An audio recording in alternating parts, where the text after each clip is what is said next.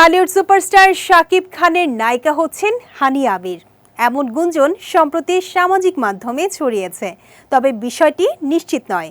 ঘটনাটি শুরু হয় ঢাকার একটি 5 তারকা হোটেলে, যেখানে হানিয়া আমির একটি পণ্যের প্রচার অনুষ্ঠানে অংশ নেন। উপস্থাপক জানতে চেয়েছিলেন, শাহরুখ খান নাকি শাকিব খান, কে আপনার পছন্দ?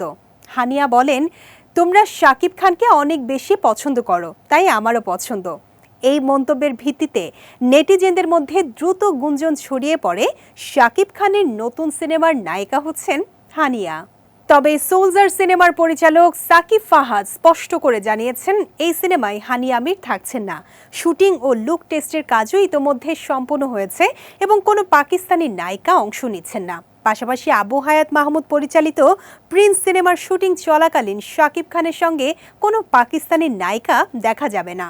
বিশেষজ্ঞদের মতে, সামাজিক মাধ্যমে এমন মন্তব্য অনেক সময় ভুল বোঝাবুঝি সৃষ্টি করে।